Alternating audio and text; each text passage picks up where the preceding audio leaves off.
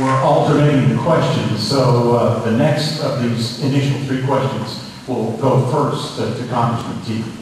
And it's simply, could you explain cap and trade laws? Do you support them, and why? Yeah, I think that cap and trade is the catchphrase that people use, and a lot of people seem to be obsessed by it with different things in there. There's an awful lot of misinformation out there about what they are. You know, with the cap and trade that the state has done is nothing like the American Clean Energy and Security Act that we have in Congress that I voted for, so that we would be sure that we got the allowances that were needed for the small business refiners, and that there was no additional paperwork or fees to the oil and gas producers. And as always, you know, people know that when something comes up and I have an opportunity to stand in the street and throw rocks in the yard, or to get involved and protect the little people, and continue to do as we did with being sure that the allowances were there also for the rural electric co-ops. There are 16 rural electric co-ops in New Mexico. 13 of them have memberships in the 2nd Congressional District. Over 170,000 households are rural electric co-ops. And if we were able to get those things there and be sure that it wasn't going to be an unfair burden on rural America, that we have to provide fuel and things for a lot of our Air Force bases and things like that, like at Holloman Air Force Base, and keep us competitive and create jobs with my Do It All Good New Mexico energy policy, where we create jobs with everything that we have here: nuclear, wind, solar, biofuels, algae, and all of those things, and create jobs here in New Mexico and America that can't be shipped overseas.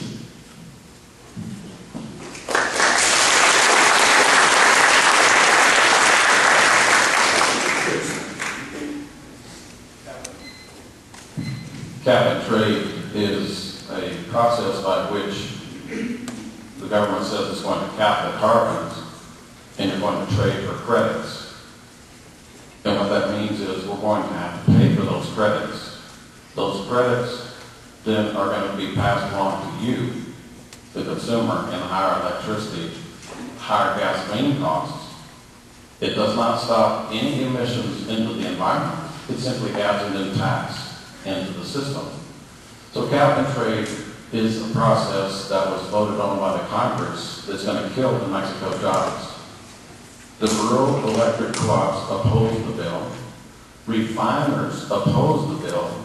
The refinery in Teague wrote a letter to the Hobbs paper and said it will kill our refinery. The cost to comply with cap and trade, they said, was going to cost us somewhere between $500 million and $1 billion for that little refinery in Teague. Cap and trade would ship jobs out of the country at an amazing clip. And it, again, does nothing for the environment. Anything that kills jobs, I'm going to oppose. I would have opposed cap and trade if I had been there. I opposed cap and trade in a different version in 2007. It's essential that we analyze what is going on to kill the jobs in the country and then reverse it. We have not built a new refinery in the country in over 30 years. That's the reason jobs here are decreasing and unemployment is increasing. We're regulating our jobs out of existence and we're taxing our jobs out of existence. Cap and trade is a serious tax on consumers. Your electric bills go up, and it's a serious tax on manufacturers. Something that costs consumers more and manufacturers more, I'm not going to support it.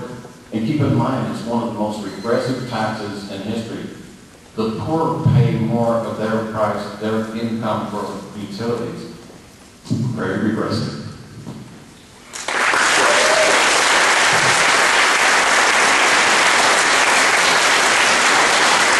So alternating this third of 3 questions, initial questions, we'll go to Mr. Pearce. What do you think we need to do about health care reform? healthcare reform that was passed by the Congress, I would vote to repeal, or I would vote to defund until we could repeal it. Again, everything needs the basis of what's it going to do to jobs. If you asked that question first, we would understand why it was not a good plan. Small businessmen across New Mexico, beginning with the restaurants first, told me as it was coming through and being considered, that if this bill passes, we're going to have to lay off up to 25% of our employees. It's a tax. It's an increase in the cost of providing a service.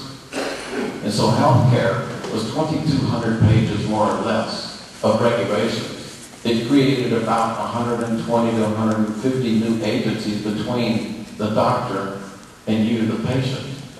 If the government could run business, let it perfect the business over in the post office before it begins to try to run health care.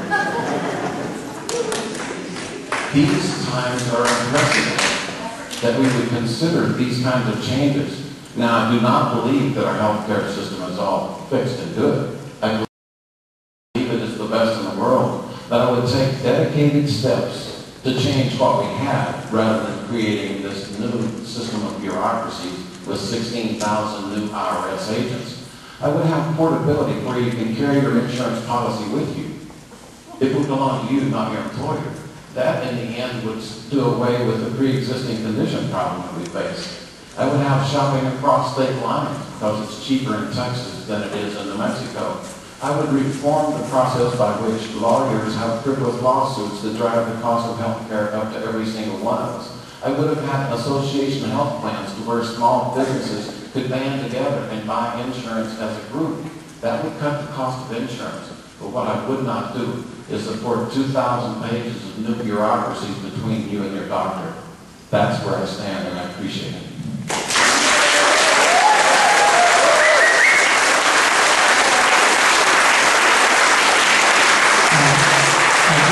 Interrupt just briefly. There's a Jeep license number FXH376 parked behind a hard-working university teacher who needs to go home.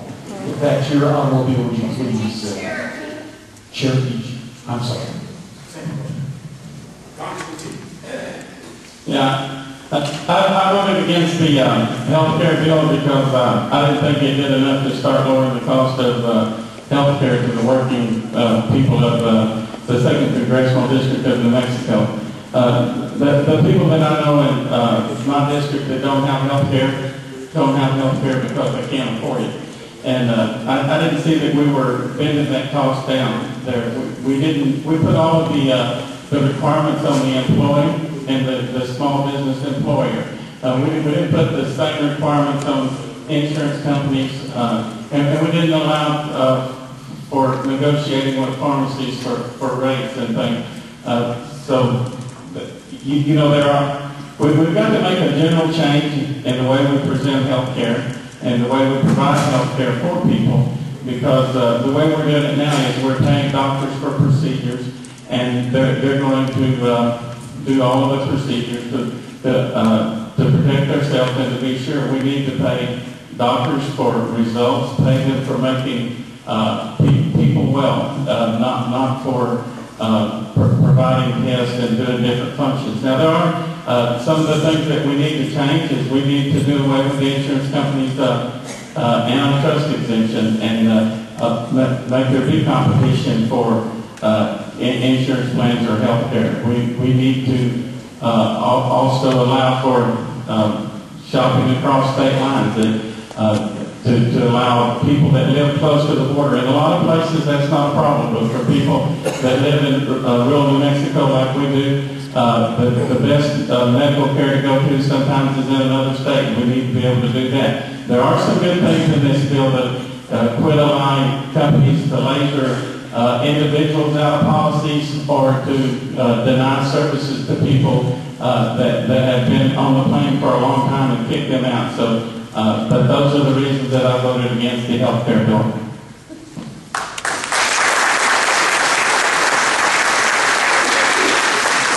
This next set of 3 questions is going to go to our state representative candidates. And since we introduced with